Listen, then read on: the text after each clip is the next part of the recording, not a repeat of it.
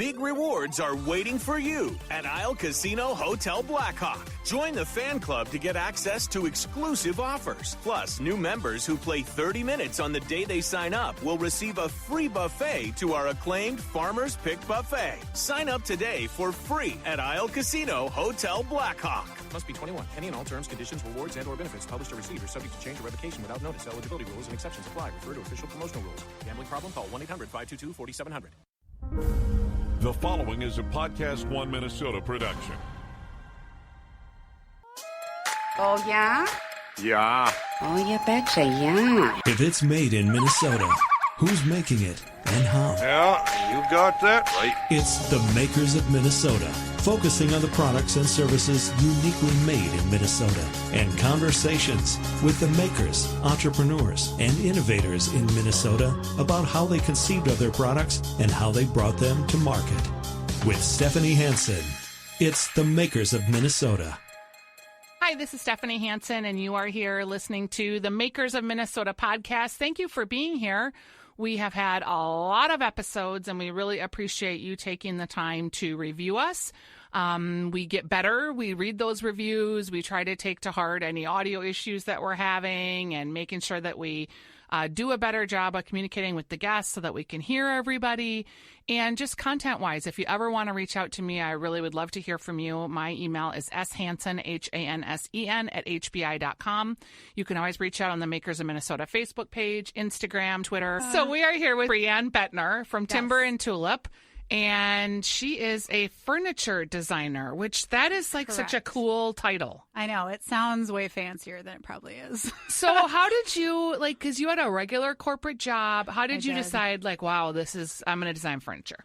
You know, it was a process. So my background is not in design at all. So I actually have my background, my career experience, and my education is like in accounting and finance. Wow. I know. Something just completely opposite. Different. And I think this creative part of me was always like not completely dormant. It would show up in my work from day to day. But it was actually when I bought my loft downtown, which would have been in 2012.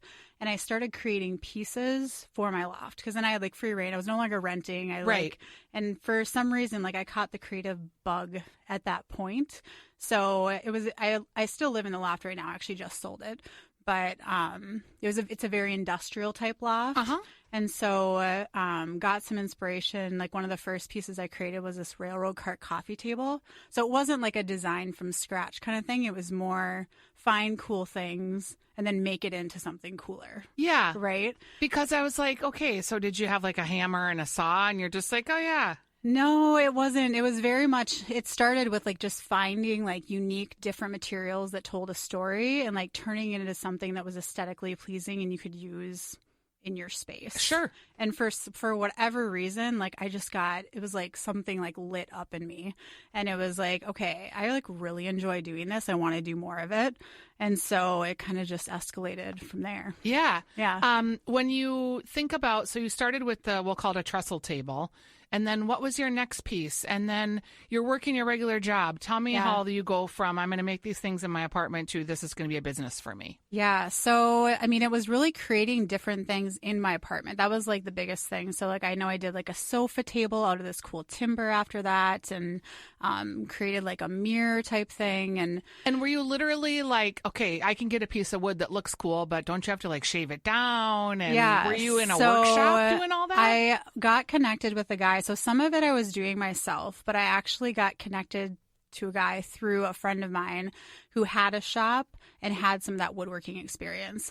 So instead of me just like literally like throwing things together, which was like not the way to build furniture, I was able to work with him and also in some cases do it myself to kind of bring the piece to life. So it was creating pieces for my apartment, and then I ran out of space because it's only like 1,000 square foot apartment, and I was getting a lot of interest from people saying, "Oh, these are really cool things that you're making," and so I started selling them on Etsy, and so had some success in doing that, and then got approached by a vintage store called Time Bomb Vintage to say, "Hey, would you be interested in being a vendor?" Which kind of opened up my mind to all of these other opportunities, like, okay, actually like thinking about display and like pricing and like just being a bit more formal about it. Yeah, because at this point you were doing it on the weekends and in the evenings with your day job. Yes, and I still was, even at Time Bomb Vintage. So that like just got me to the point where I could actually dabble and start learning kind of the retail store. And then like that led into doing different like pop-up markets, different shows. Was a pop-up market successful for you as a furniture maker? Because it would seem like the pieces are so...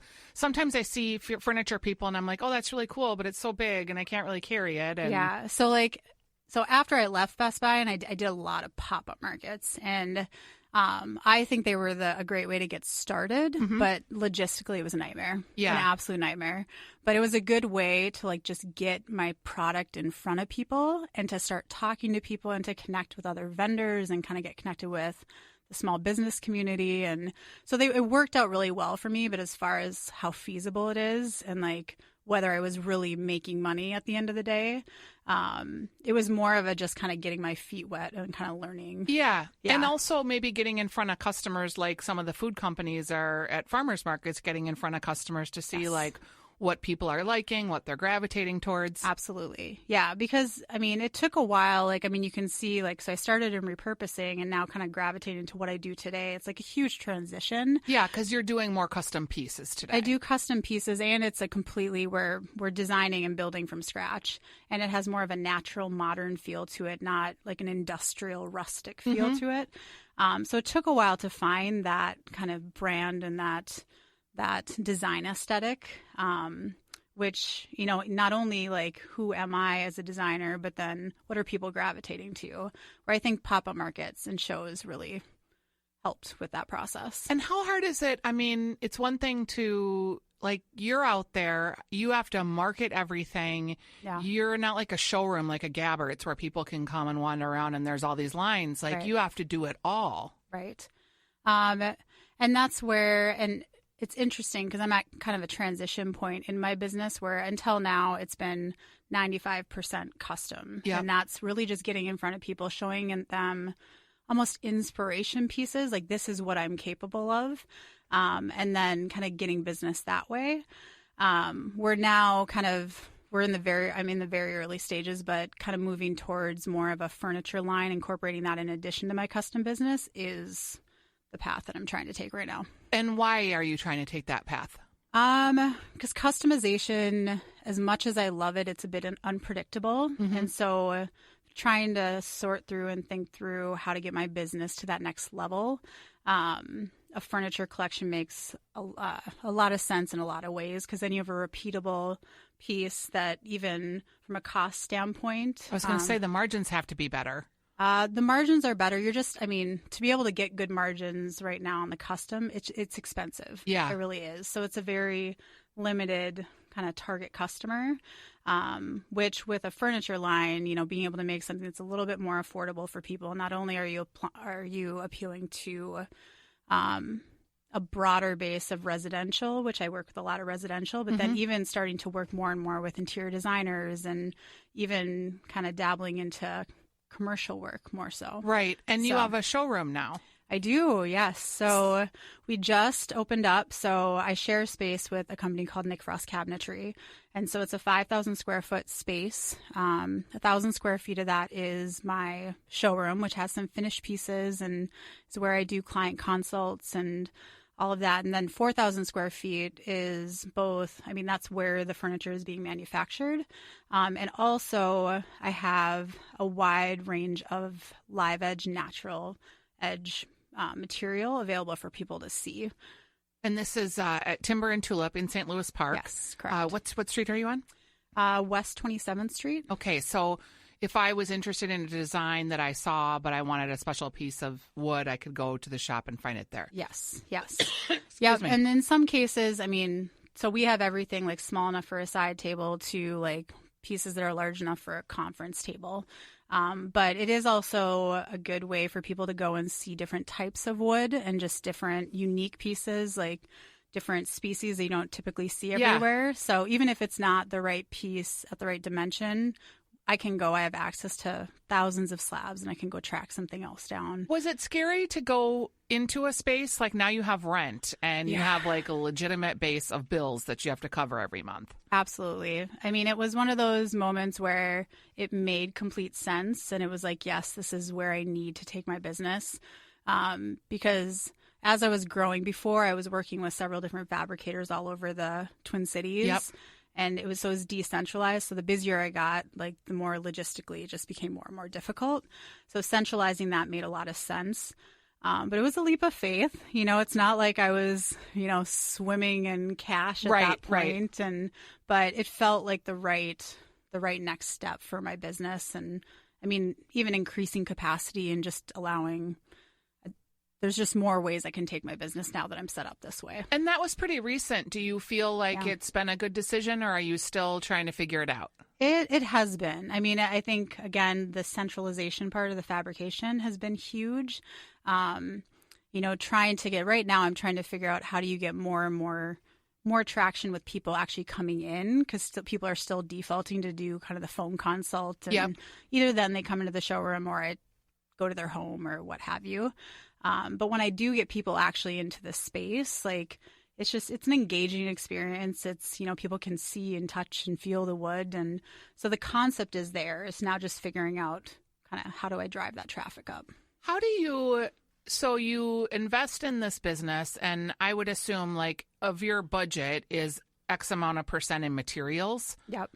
I mean, I would imagine that's where most of the money is. Yeah. So you're buying inventory. It's materials and labor is where it's at. So, I mean, the nice thing about having so I have a background in accounting, and even working at corporate and just knowing how to do a cost analysis and knowing kind of what the cost is going into the product and what that markup needs to be.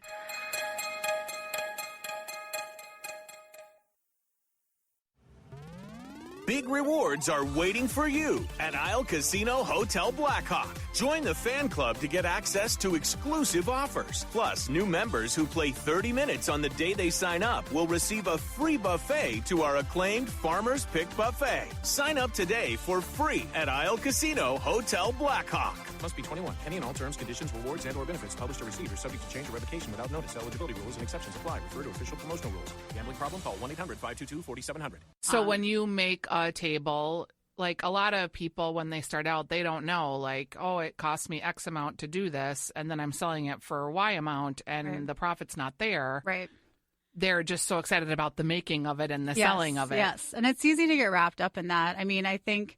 So there's always, for me, it still was a learning process because there's still estimates going into, especially with custom furniture. Yeah, I would think you'd think it's going to take this long, and sometimes it would take twice as long. Well, and the biggest variable in what I do is labor. So that's because I'm coming up with designs that in some cases have not been done by my fabricators before. Right. And so even if I ask them, how long is this going to take you? It's an estimate for them.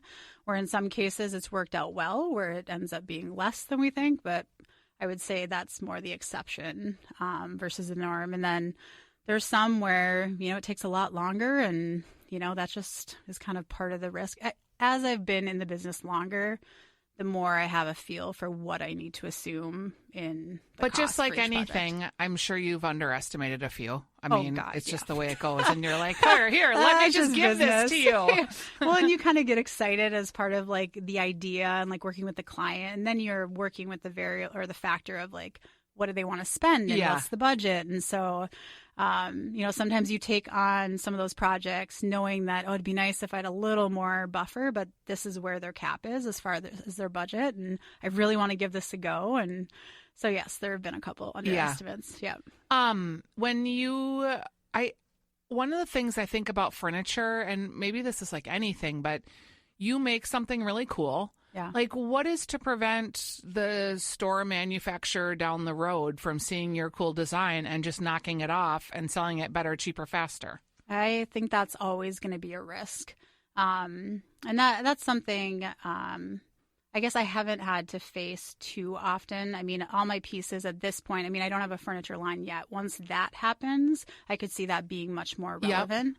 But I kind of stick to the fact that coming up with cool designs, it's good construction. So like the quality is like a big piece. Like we don't kind of take the shortcuts, and we build pieces that are going to last a lifetime. Do you have like an ideal customer profile? Is the person a certain age, or is it all across the board? That's always something that I struggle to pin down.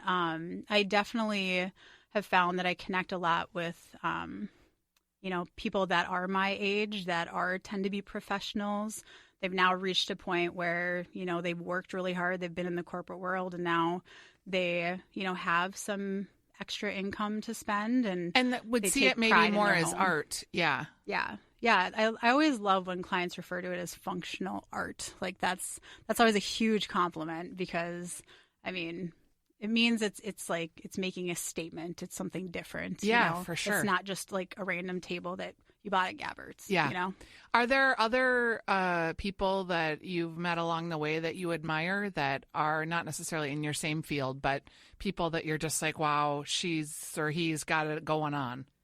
Oh, there's so many. One thing I was really in awe of when I started was just kind of a small business community, and even more filtered is like women-owned small business. Like it's amazing, it blows my mind, and just how open everybody is to helping each other. Like, I've worked with like even collaborations with more well-known names like Construction to Style. I've worked with Morgan over there.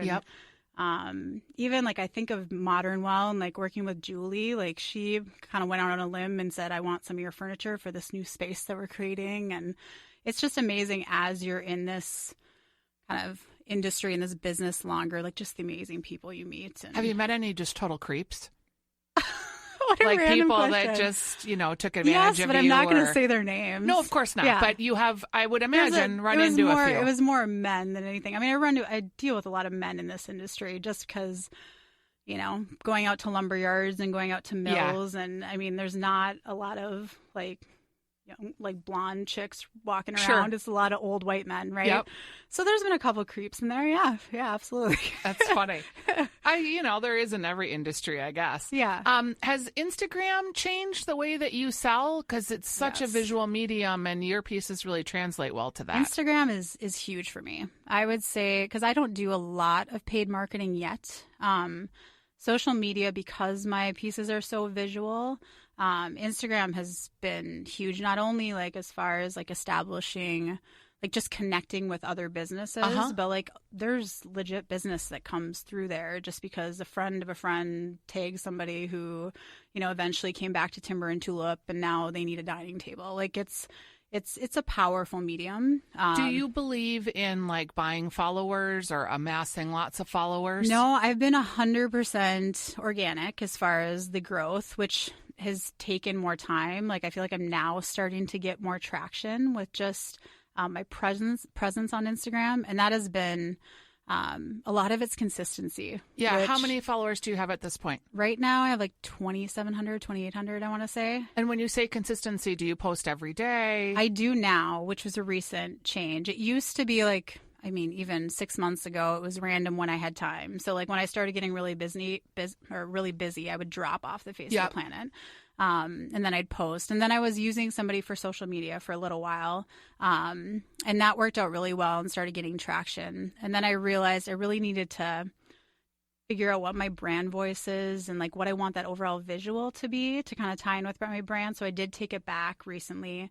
And now I've been putting more effort into it and posting every single day. And I do think that we're seeing a shift in the last year to 2 years where it used to be people posted like three to four times a week, and that was enough. Yep. I do think people need to post every day. Yes, I think that's how you can really grow organically. And I think if you don't post every day, it's just not enough. Yeah. Which it's an effort. Like you really need like concentrated effort. It's not even like just the act of coming up with the words to post. It's also coming up with the content, like photo content. Mm-hmm. And then even like kind of take it that next level where you're trying to create this like visual and this aesthetic. brand. Mm-hmm. So and you have to do that for your industry. Yes, if someone's going to be paying premium top dollar for a custom crafted piece, yes, there is this expectation that you would have this beautiful lifestyle appearance, right? Yes. which, I mean, I feel like I've improved, but there's still room for improvement. Yeah, because you probably have to stage stuff and create like fake environments and furniture in an environment. Well, and even to have it in the right lighting, like you may have this beautiful table, but you bring it to the client's house and where it's staged, it just doesn't have great lighting. So it's hard to get a good shot of it. And so, yeah, hopefully with this new space, my vision is that every piece coming off the production floor, like I'm going to have like a staging area that we're going to eventually build so that everything can get photographed. Oh, that's a cool idea. But yeah, still haven't gotten that done yet. But if people are listening to this podcast and want to know about you, like what are the 3 takeaways you want them to have about you and your aesthetic? So I would say, I like to make the process fun. So, I mean, it's one of those where sometimes I think people are afraid of customization because it's like intimidating. Yep. And like I enjoy what I do and like, it's going to be an easy, fun process. Okay, good to know because I think buying furniture is hideous. I hate hearing that, but we can help. Yeah.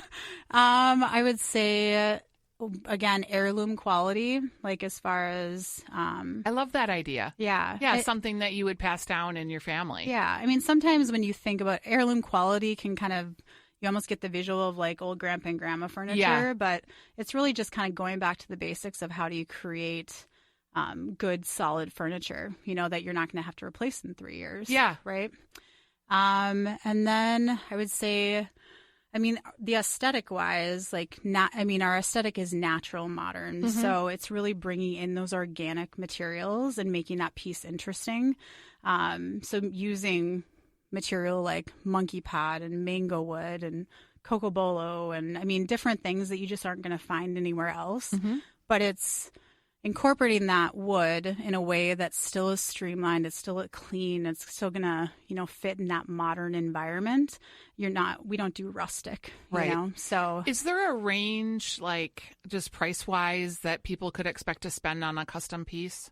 I mean, it depends on the piece, obviously. Like if you're talking about a coffee table, you're probably somewhere in the range of, it could be $1,200 to $4,000 depending on the piece. I was going to say a couple thousand, probably. I mean, dining tables usually start around $4,000 to $4,500 and can range again up to, $12,000. I do love the idea because I'm a big food person of just like my original dining room table I had was a friend of a friend's grandma's. Yeah. Yep. And then their kids went off to college and 10 years later, those kids are now buying homes and having kids. Yeah. So we gave them their table back for their kids. Right. And then we didn't have a table.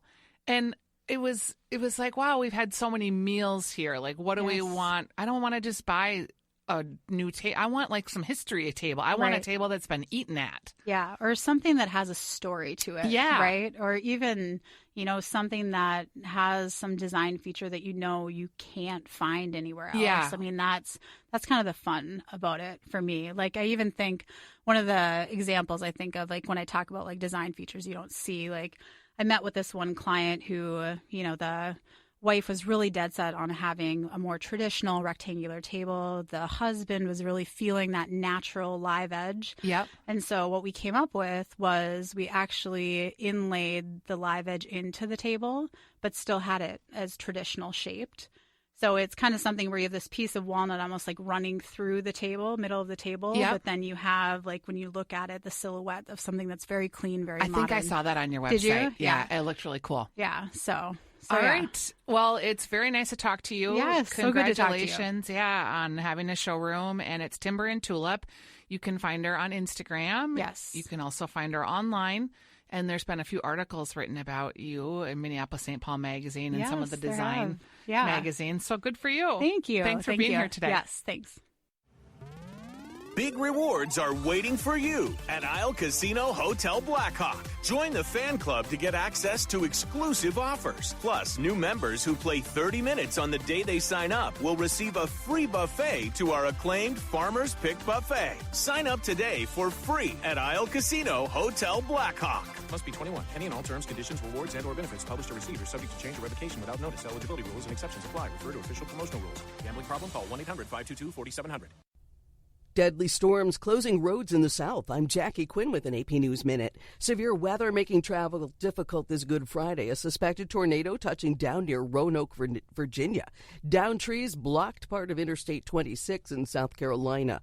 A falling tree killed a child near Tallahassee, and 3 people died in Mississippi and a woman in Alabama.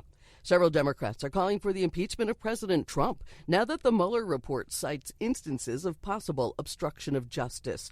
Our Julie Pace reports the House Speaker Nancy Pelosi is not rushing in. You also have to be able to bring not just Democrats but also Republicans on board. This is somebody who lived through the Bill Clinton impeachment hearings, and her takeaway from those hearings was that it just divided the country. Pope Francis used a Good Friday ceremony to decry all the crosses of suffering, including those borne by migrants who find closed doors and children harmed by clergy. I'm Jackie Quinn.